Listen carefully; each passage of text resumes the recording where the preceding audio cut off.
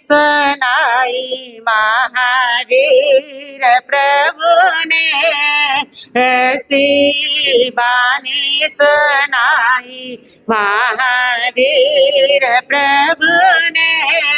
आगम रचना रचाई महावीर प्रभु ने, आगम रचना रचाई महावीर प्रभु ने। ऐसी बानी सुनाई महावीर प्रभु ने। श्रमण संघीय महामंत्री पूज्य गुरुदेव श्री सौभाग्य मुनि जी महाराज साहब, युग पुरुष उपाध्याय भगवान श्री प्रमेर ऋषि जी महाराज साहब, माम जीवन निर्मात्री श्रमणी श्रामणी सदगुरु बरिया डॉक्टर श्री रवि रश्मि जी महाराज साहब के पावन चरण कमलों में वंदन नमस्कार करने के पश्चात उपस्थित भव्य आत्माओं, सो रहे हैं आप श्री अंतकृत दिशांग जी सूत्र। उस सूत्र का छठा वर्ग, उसमें 16 अध्याय कहे गए हैं, जिसका अर्थ आप सुन रहे हैं। और आज हम बात कर रहे हैं 15वां अध्याय, अतिमुक्त मुनि का अध्याय। एक ऐसे राजकुमार की कथा जिसका बचपना खेलने में बीतना चाहिए और उस उम्र में वह संयम की राह पर चलता है, धर्म की राह पर चलता है। परमात्मा प्रभु महावीर कहते हैं कि धर्म के साथ, संयम के साथ किसी उम्र का, किसी जाति का, किसी वर्ण का कोई संबंध नहीं है। ये भावी योग्यता के साथ संबंध जुड़ा हुआ है। ये हर व्यक्ति के जागरण के ऊपर डिपेंड है। वो किसी भी उम्र में जाग सकता है, किसी भी धर्म जाति में रह करके जाग सकता है। कुछ लोग होते हैं जो बचपन में जाग जाते हैं, कुछ लोग होते हैं जो जवानी में जाग जाते हैं, कुछ लोग होते हैं जो बुढ़ापे में जाग जाते हैं, और बहुत सारे लोग होते हैं वो जागते ही नहीं है। जागना है, किसी भी अवस्था में जाग सकता है। एवंता मुनि वो अवस्था थी उसकी, मात्र 6 साल की अवस्था, जिसमें वो संयम की राह पर चलता है, उसकी आत्मा जाग जाती है। आज आपको देख करके लगता है ये कोई उम्र है, बच्चों को दीक्षा दे रहे हैं। छोटी छोटी उम्र में बच्चों का क्या संबंध है? उम्र से महात्मा परमात्मा कहते हैं संबंध नहीं साधना का। साधना का संबंध व्यक्ति की आत्मा के जागने से है, उसके वैराग्य से है, उसकी अंतर आत्मा की भावना से है, उसके भावों के ऊपर डिपेंड है। इसलिए जो दीक्षा का संबंध है, साधना का संबंध है, वो आयुष के साथ नहीं जुड़ा हुआ होता। अगर आयुष के साथ जुड़ा हुआ होता तो सभी बड़ी उम्र वाले दीक्षा ले लेते। इतनी समझ तो उनको है ही है ना कि संसार असार है, संसार में कुछ नहीं। सब कुछ जानते हुए भी वो क्यों नहीं बढ़ पाते संयम की राह पर? इसलिए नहीं बढ़ पाते क्योंकि उनकी आत्मा जागी नहीं है। तो संयम का रास्ता आत्मा के जागने से डिपेंड है, ना कि उम्र के साथ, अनुभव के साथ, ज्ञान के साथ उसका कोई संबंध जुड़ा हुआ है। ज्ञान तो आप सब लोगों को बहुत है, सब जानते हैं संसार में कोई अपना नहीं, सब जानते हैं इसको छोड़ करके जाना है, सब जानते हैं एक दिन जाना है, सब जानते हैं कि अगली यात्रा भी करनी है, सब जानते हैं जैसा कर्म किया वैसा फल भुगतना है, सब जानते हैं, लेकिन जान करके भी संयम के मार्ग पर बढ़ नहीं पाते। क्यों? जानते हैं लेकिन आत्मा नहीं जागी है। और जब आत्मा जाग जाए तब उम्र का कोई संबंध नहीं, वो किसी भी अवस्था में जाग सकती है। और यही हुआ, वो अतिमुक्त कुमार राजकुमार बचपन की उस उम्र में आत्मा जाग गई जिस उम्र में सब खेल खेलते हैं। वो लाडला सा राजकुमार होता क्या है, पलासपुर नाम का वो नगर, उस जमाने की बात है जब महावीर इस धरती के ऊपर विचरण कर रहे थे। पलासपुर नाम का नगर, उसका राजा विजय सिंह और महारानी श्रीदेवी, उनके एक एकलौता पुत्र है छोटा सा, जिसका नाम है एवंता कुमार। अतिमुक्त मुनि भी कहते हैं, 2 नाम थे उनके, एवंता और अतिमुक्त मुनि।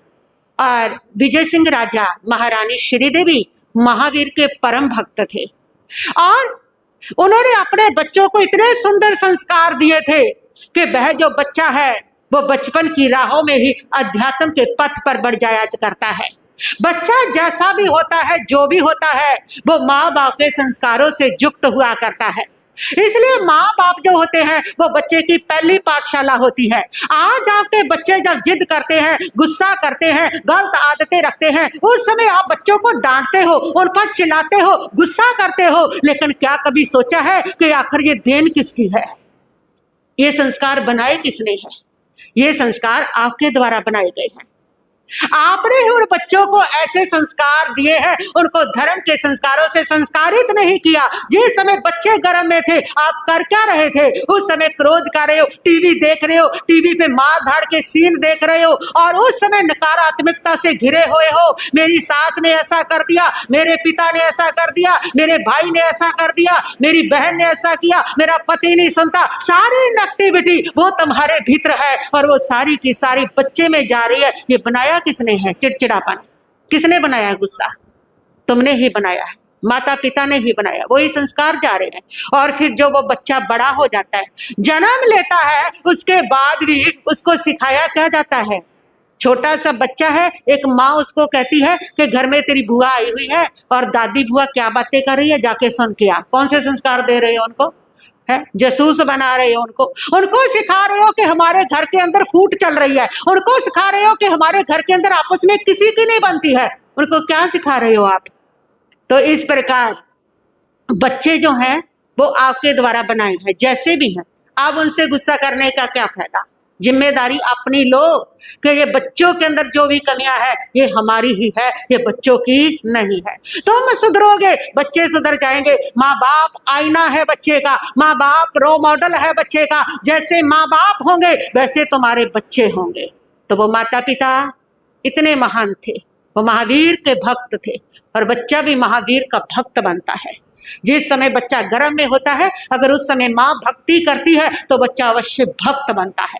उस समय माँ देशभक्ति के गीत पढ़ती है तो बच्चा देशभक्त बनता है। उस समय माँ क्रोध करती है, बच्चा क्रोधी बनता है। उस समय माँ रोती रहती है, बच्चा रोता रहता है। उस समय माँ चिंता करती है, बच्चा भी डिप्रेशन और चिंता का शिकार बनता है। ये सब माँ का दिया हुआ होता है। उस समय तुम क्या कर रहे हो? और वो महारानी उस समय तो महावीर की परम भक्ति करते थे, वो महाराजा महावीर की परम भक्ति करते थे। वही संस्कार उसके अंदर थे। और उस नगरी के अंदर एक खेल का मैदान था जिसका नाम इंद्रस्थान था। आजकल आप उसको पार्क कहते हो। और वो खेल के स्थान में सुबह उठ करके वो एवंता कुमार 6 साल की उम्र है, अपने दोस्तों के साथ उस खेल में खेलने के लिए आ रहा है। कैसे माँ बाप के संस्कार है? वो मना नहीं करते, तुम राजकुमार हो, वहां तो साधारण लोग खेल रहे हैं, और आज तुम अपने बच्चे को ये शिक्षा देते हो तुम्हारा स्टैंडर्ड हाई है, लो स्टैंडर्ड वालों के साथ तुमने खेलना नहीं है। उनके अंदर अहंकार की बू भरते हो, और वही जो उनका अहंकार है जब तुम्हारे सामने प्रकट होता है, समाज के सामने प्रकट होता है, जब अपने जीवन में प्रकट होता है, तब तुम्हें पता चलता है कि उसका नुकसान कैसा था समाज को, देश को, परिवार को। वो अहंकार भरा जा रहा है बच्चों को। वो बच्चों को मैत्री नहीं सिखाई जा रही। सारा विश्व हमारा कुटुंब है, ये भावना से उस बच्चे को परे किया जाता है। लेकिन उस माँ ने ऐसा नहीं किया। उस माँ ने साधारण बच्चों के साथ खेलने के लिए उसका पूरा पूरा समय दिया, और वो आता है उन बच्चों के साथ खेल खेलता है, बचपना है। और तभी उस नगरी के अंदर परमात्मा प्रभु महावीर पधारते हैं।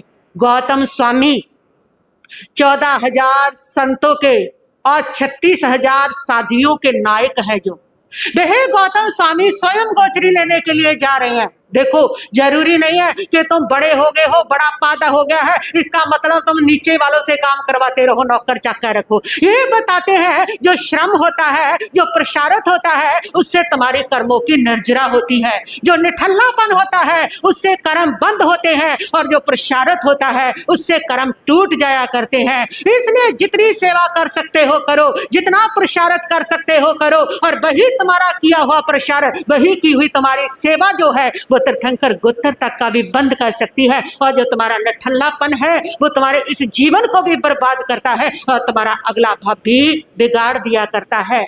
इसलिए वो श्रम सिखाते हैं कि महान पद होकर के भी श्रम नहीं छोड़ना चाहिए।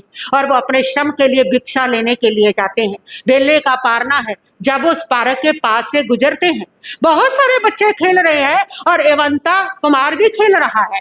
उसने देखा कि ये कौन आ रहा है, पहली बार देखा उसने ये वेशभूषा, उससे पहले देखा नहीं है। लेकिन वो गर्भ में आए हुए माँ के संस्कार है।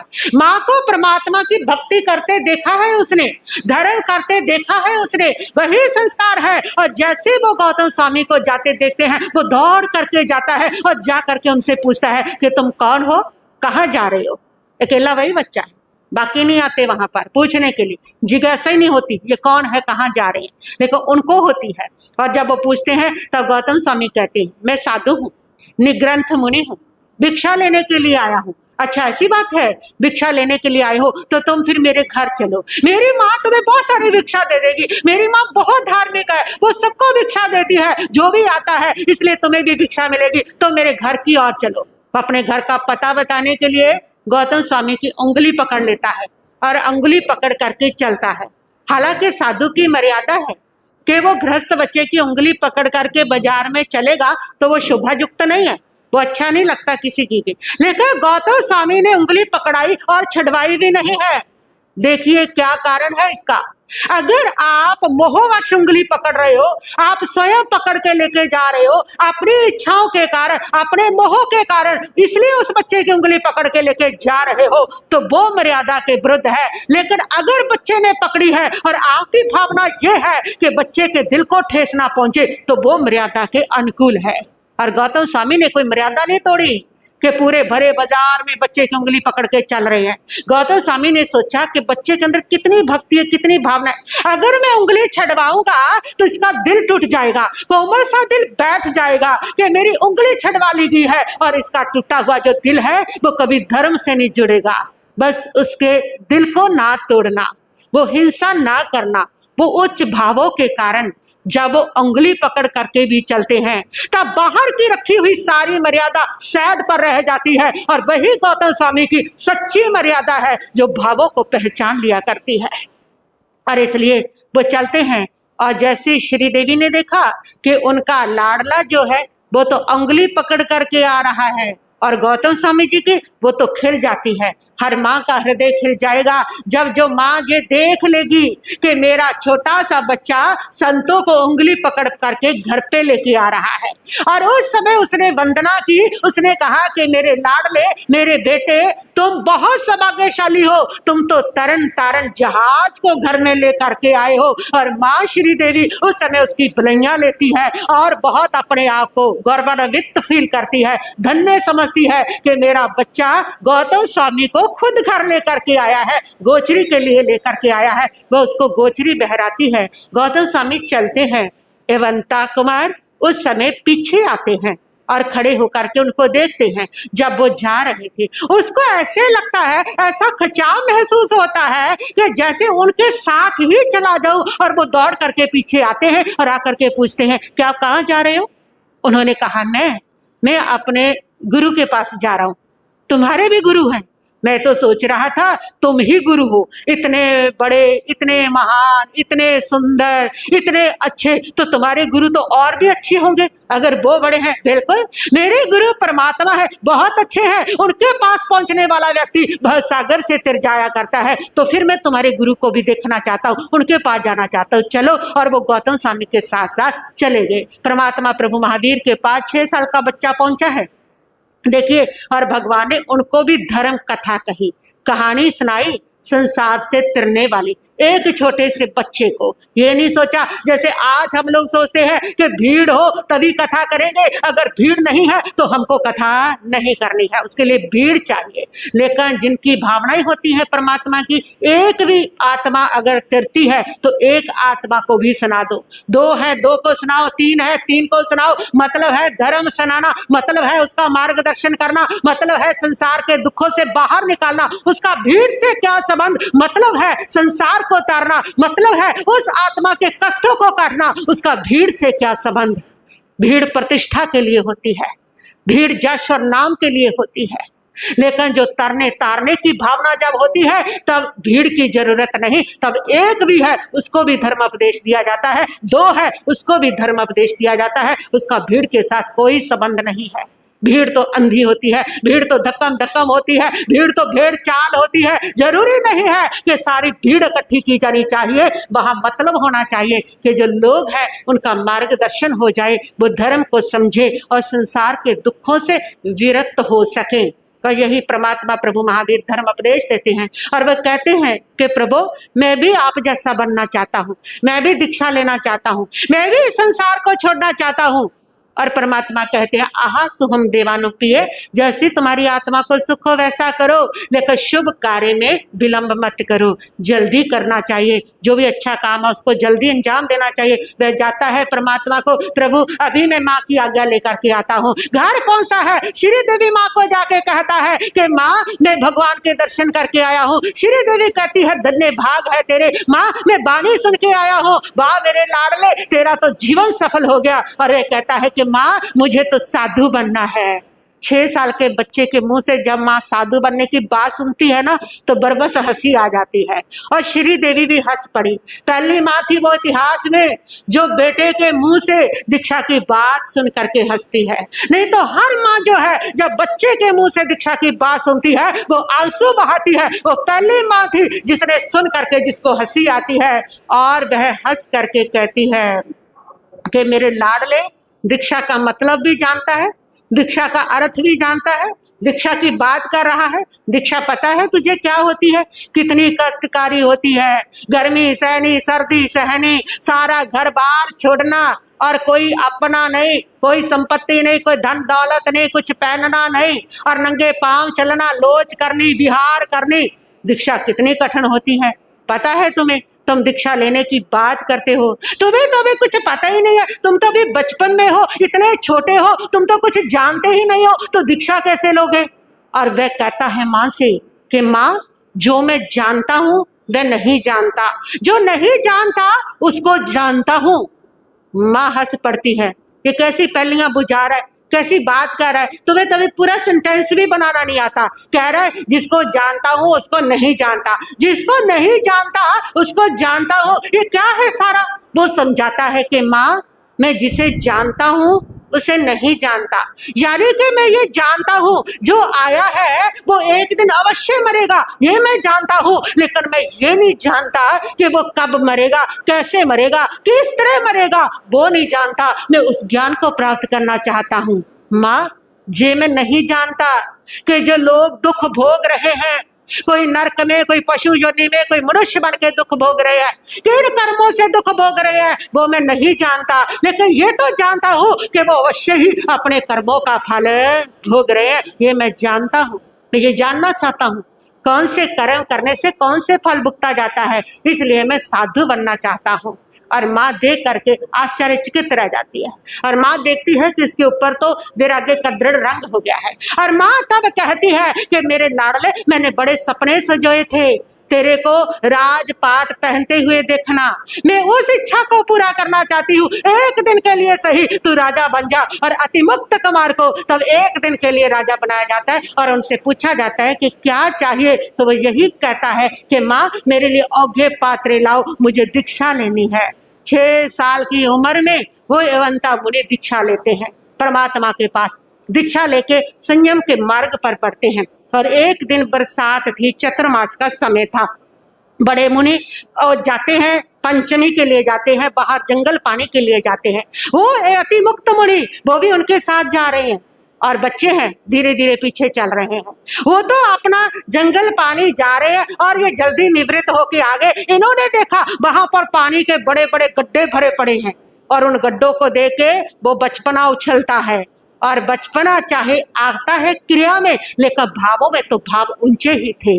और वो अपनी पात्री निकालते हैं, पात्री निकाल के उस गड्ढे के पानी में पात्री रखते हैं, और रख करके बोल रहे हैं मेरी नाव तैर रही है, मेरी नाव तैर रही है। वो बच्चे जैसे नाव पानी में खेलते हैं वैसे उस पानी में खेलने लगते हैं। इतने में वो बड़े मुनि आते हैं, वो आकर के जब देखते हैं तो वो खड़े होके कहते हैं कि महात्मा जी, महाराज जी, गुरुदेव, देखो मेरी नाव तैर रही है, ऐसी मेरी नाव भवसागर से तैर जाएगी, ऐसे मैं भवसागर से पार हो जाऊंगा, मैं पार होने वाला हूँ, इस नाव पर सवार हूँ, शीघ्र निकल जाऊंगा भवसागर से। वो अपने भावों से इस प्रकार उसको नाव बना करके भवसागर से पार होने की बात कर रहे हैं, लेकिन बाहर नाव ही तिरा रहे हैं।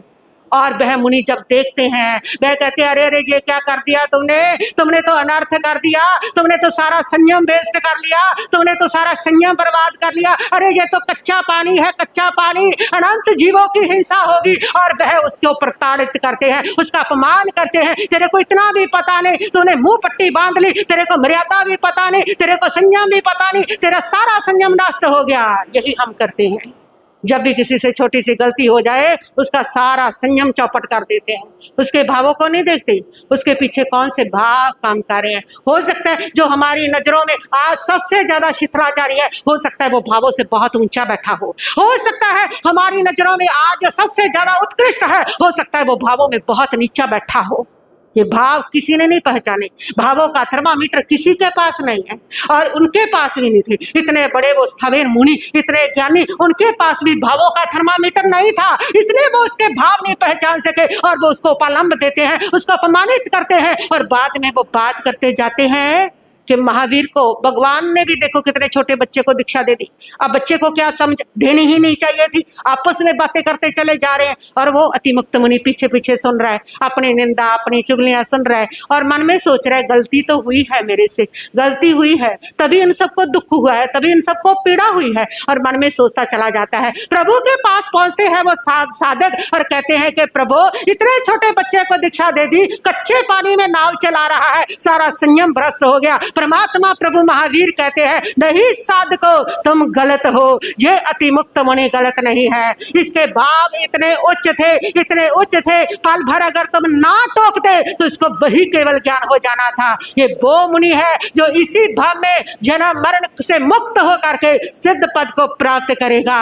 तुमने इसकी बाहरी क्रिया को देखा, तुमने इसके भावों को नहीं देख सके, तुम इसकी ऊंची चढ़ती हुई आत्मा को नहीं देख सके, तुम पवित्र भावों को नहीं जज कर सके, इसलिए तुमने इसकी असाधना की है। ऐसे उच्च भावों की तुमने असाधना की है, इसलिए तुम इनका क्षमा याचना करके आत्मा को शुद्ध करो। उच्च भावों की, जब तुम्हें कोई बाहर से शिथिल लगता है, अगर उसके भाव उच्च है, उस समय अगर तुम बाहर की क्रिया देख के निंदा करते हो ना, तो तुम उसके उच्च भावों की साधना करते हो। यही महावीर कह रहे हैं, तुमने उसके उच्च भावों की साधना की है, इसलिए क्या मांगो? क्षमा मांगो। भाव ही थर्मामीटर है, कौन श्रेष्ठ है कौन श्रेष्ठ नहीं है, भाव ही थर्मामीटर है, किसका संयम ऊंचा है किसका संयम नीचा है, बाहर की क्रिया नहीं है। तब वो साधक भी क्षमा याचना करके उनसे और वह माफी मांगते हैं और वो अतिमुक्त मुनि 11 अंगों का अध्ययन करते हैं, 14 पूर्वों को भी पढ़ते हैं और इस प्रकार संयम पाल के अंत समय में सलाखना सलेखना संथारा करके सिद्ध बुद्ध मुक्त होते हैं। ऐसे वो अतिमुक्त मुनि थे। ये छठे वर्ग के ऐसे 16 अध्याय है। फिर है 7वां वर्ग, 7 में जय हो सभी साधु साधु